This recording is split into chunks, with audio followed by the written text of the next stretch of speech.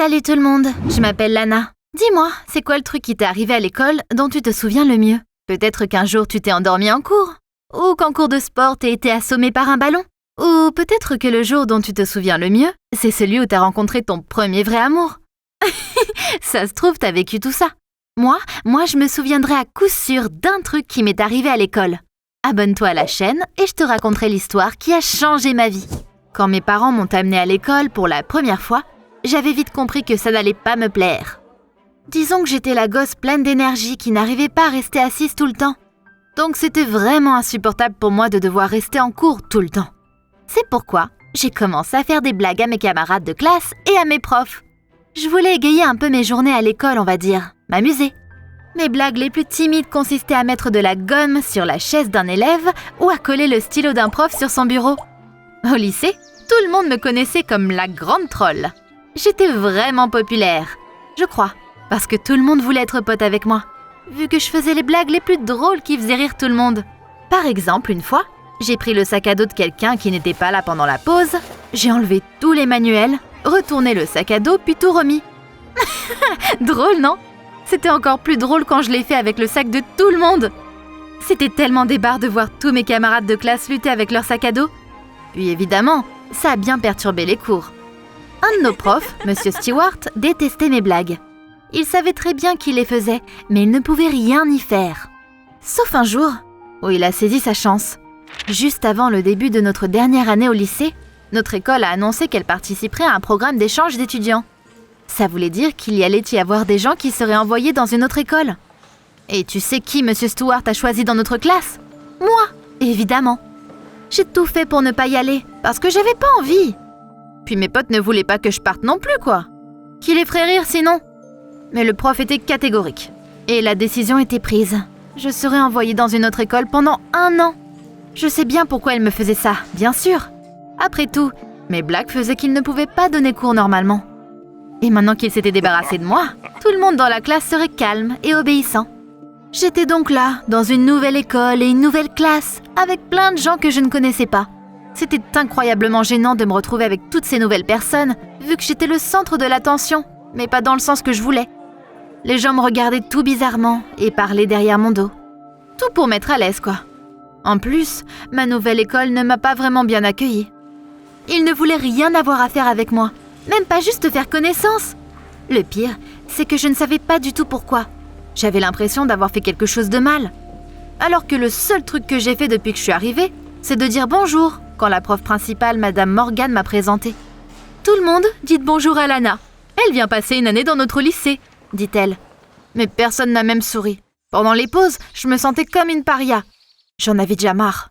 Mon ancien lycée me manquait. Là-bas, au moins, tout le monde était toujours heureux de me voir. Mieux, ils m'attendaient avec impatience pour connaître ma prochaine blague. Ça a duré plusieurs jours comme ça. J'avais l'impression que ma nouvelle classe, là, elle me prenait pour un espion, un ennemi. Enfin, je sais pas, j'y comprenais rien.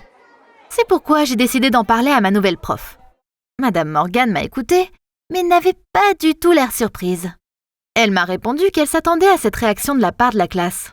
Apparemment, j'avais remplacé un gars qui s'appelait Austin, qui lui a été envoyé dans mon lycée.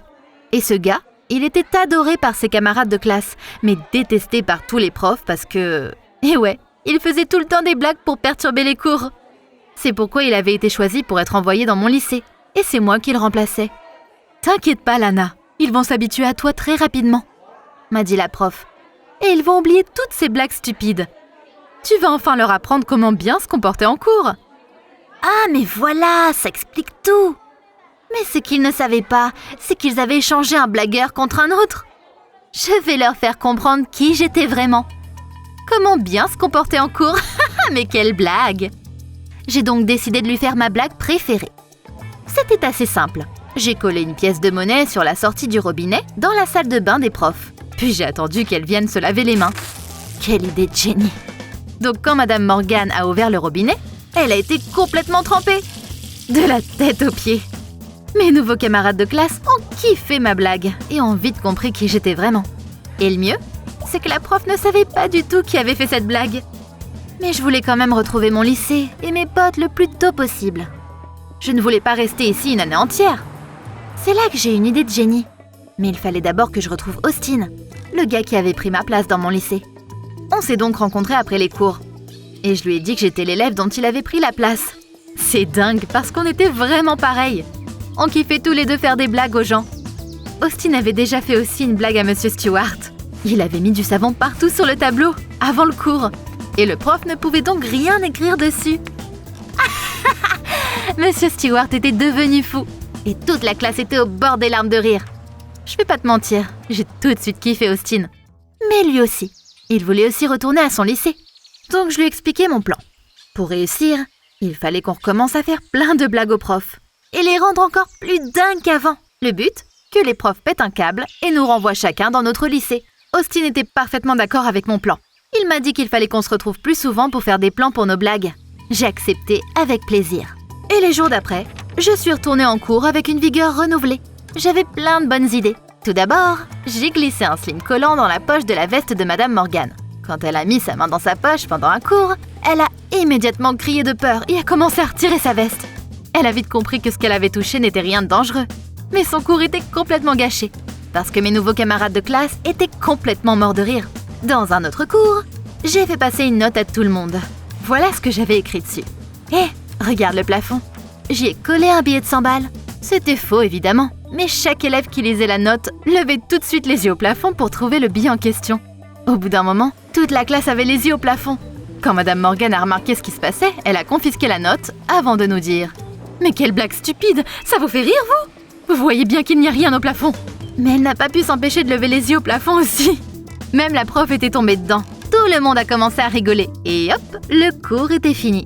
Avec Austin, on se retrouvait quelques fois par semaine après les cours pour partager nos histoires. Je lui racontais ce que j'avais fait à Madame Morgan et il me faisait rire avec ses histoires sur Monsieur Stewart. Par exemple, à la cantine, il a dévissé le bouchon du pot de poivre du prof.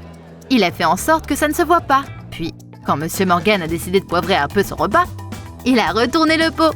Le bouchon est tombé et tout le poivre est tombé dans son assiette. Il avait sauté de sa chaise en gueulant et apparemment toute la cantine a rigolé. Plus j'écoutais parler Austin, plus je l'aimais. Après tout, il était comme moi. On avait les mêmes idées, la même personnalité. Donc pas très étonnant qu'après quelque temps, il m'avoue qu'il m'aimait bien. Je lui ai répondu que moi aussi. Bref, on est tombés amoureux l'un de l'autre en discutant des blagues qu'on faisait à nos profs. Incroyable, non? Il y a plusieurs mois qui se sont passés comme ça. Je suis devenue hyper populaire dans mon nouveau lycée à cause des blagues que je faisais, tous les jours. Comme à mon ancien lycée, tout le monde voulait être mon pote. Et les profs ont maudit le jour où je suis venue dans cette école. Pour être honnête, je n'avais plus tant que ça envie de retourner dans mon ancien lycée. J'étais heureuse finalement là où j'étais. Austin aussi s'était fait plein de nouveaux potes. Et il se sentait bien à mon ancien lycée. Et après les cours, on se retrouvait pour passer du temps ensemble. Tout allait bien. Mais on voulait passer encore plus de temps ensemble. On voulait être dans le même lycée. J'ai donc supplié Madame Morgan de laisser Austin revenir ici. Mais elle a refusé, catégoriquement. Avoir 2 perturbateurs comme vous dans ma classe? Comme si un seul ne suffisait pas, m'a-t-elle dit complètement hors d'elle. Quand Austin a demandé la même chose à Monsieur Stewart, il a refusé aussi. Monsieur Stewart a refusé de me faire revenir dans mon ancien lycée. C'était très triste. On ne pouvait se voir qu'après les cours. Voilà comment notre dernière année de lycée s'est passée. Malgré tout, on a eu nos diplômes, Austin et moi. On a réussi tous les examens. Et l'événement le plus important était à venir. Le bal. J'avais été choisie à l'unanimité comme reine du bal. Et il fallait que je trouve quelqu'un qui soit mon roi, pour m'accompagner. Il n'y avait qu'Austin qui pouvait remplir ce rôle. Mais les profs ont refusé de le faire venir ici. Quand je l'ai retrouvé après les cours, je me suis plainte à quel point mes profs étaient horribles pour ce qu'ils me faisaient. Austin était dans la même situation, visiblement. Et moi non plus, je n'étais pas autorisée à revenir dans mon ancien lycée. En bref, ils se mettaient tous d'accord visiblement pour nous gâcher le truc le plus important de nos années de lycée. On était vraiment tristes. On ne voulait pas aller au bal avec quelqu'un d'autre. Franchement, la situation ressemblait un peu à celle de Roméo et Juliette. Et il n'y avait rien qu'on puisse faire. Du moins, c'est ce que je croyais. Parce que mes camarades de classe sont venus à ma rescousse. Ils avaient découvert notre relation. Et ils voulaient nous faire une grosse surprise. Je les voyais donc bricoler quelque chose, sans vraiment comprendre ce qui se passait. Puis, une fois leur œuvre finie, j'ai vu que c'était une copie grandeur nature d'Austin, mais en carton. Madame Morgan ne pouvait pas refuser ça. Donc j'ai choisi Austin, l'homme carton, comme le roi du bal. D'une manière ou d'une autre, il était là avec moi. Puis à mon ancien lycée, ils avaient fait exactement pareil pour Austin. Au final, on était quand même ensemble, grâce à nos potes. Évidemment, on s'est retrouvés après le bal pour traîner quelque part ensemble. C'est là qu'on s'est décidé de ne plus jamais se séparer. On est partis dans la même fac. Mais on a arrêté de faire des blagues à tout le monde. Peut-être parce qu'on avait peur d'être à nouveau séparés. Ou peut-être qu'on avait juste grandi. T'en penses quoi, toi?